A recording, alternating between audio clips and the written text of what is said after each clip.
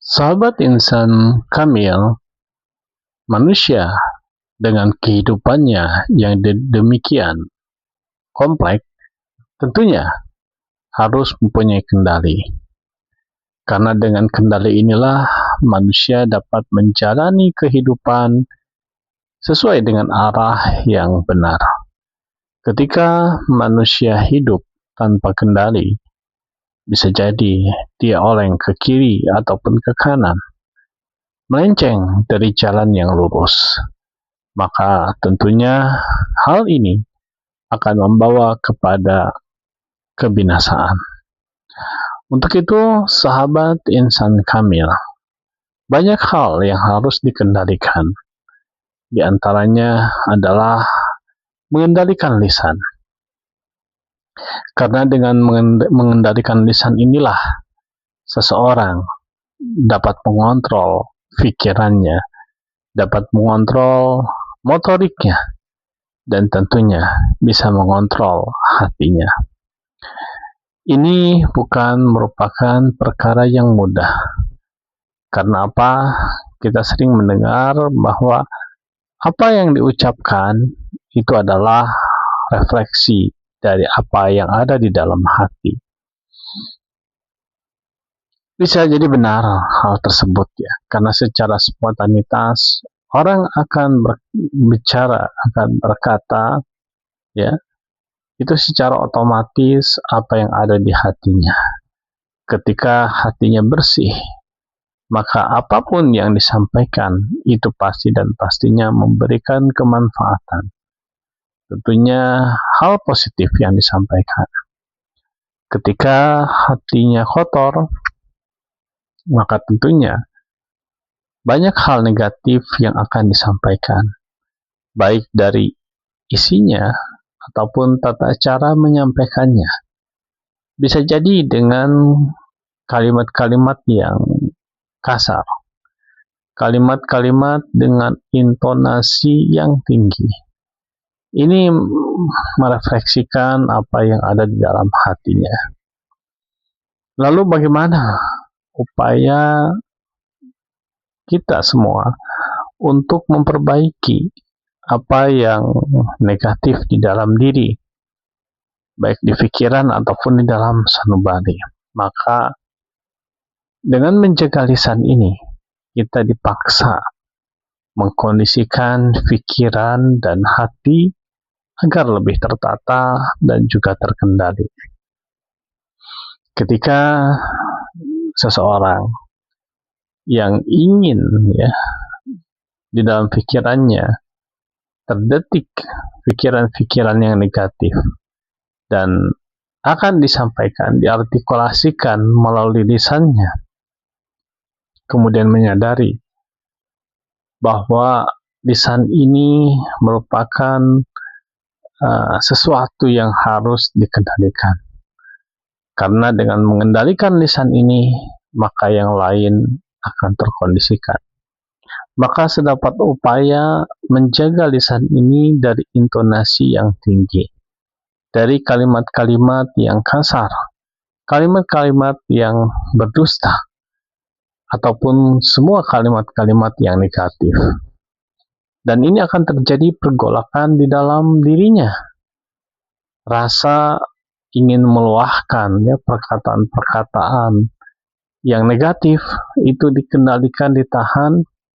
Bagaimana agar telinganya sendiri tidak mendengar perkataan-perkataan ataupun kalimat-kalimat yang negatif, baik dari intonasi, kemudian isinya atau konten pembicaraannya, ya, baik itu adalah hal-hal yang menipu, hal-hal yang menyakiti orang lain, melukai orang lain, ya, seperti memfitnah dan lain sebagainya. Maka dipaksanya lisan untuk tidak mengucapkan itu, walaupun sangat ingin berkata keras, sangat ingin berkata kasar, namun ditahan supaya telinga ini tidak mendengar hal-hal yang negatif. Maka lambat laun pikiran dan hatinya akan sedikit demi sedikit berubah menjadi lebih baik. Barang siapa yang berbicara kebaikan dan kebaikan, telinganya mendengar kebaikan dan kebaikan, telinga orang lain pun mendengar kebaikan dan kebaikan, maka kebaikan ini akan hadir di dalam pikirannya. Kebaikan ini akan hadir di dalam tingkah lakunya, dan pastinya kebaikan ini akan hadir di dalam sanubarinya. Untuk itu, ketika seseorang ingin berubah menjadi lebih baik, maka tatalah kata demi kata, tatalah kalimat demi kalimat, sehingga kalimat-kalimat yang disampaikan itu semua akan membawa kepada kemaslahatan. Dan tentunya kebaikan akan menarik kebaikan. Ucapan yang baik yang dilakukan berulang-ulang menjadi afirmasi, menjadi sugesti agar diri ini sesuai dengan apa yang diperkatakan. Ketika ucapan yang disampaikan adalah hal yang jujur, maka hal ini akan mengkondisikan kejujuran di dalam hidupnya. Apa yang disampaikan adalah hal-hal yang bermaksud baik, maka diri ini akan terkondisikan untuk senantiasa mengarah kepada kebaikan. Untuk itu, sahabat insan kamil, kita tidak pernah menghitung berapa huruf yang keluar setiap harinya. Kita tidak pernah menghitung berapa kata yang terucap setiap harinya. Kita pun tidak pernah merangkai kalimat berapa yang terurai di dalam komunikasi sehari-hari. Dan ini di acara muhasabah kali ini,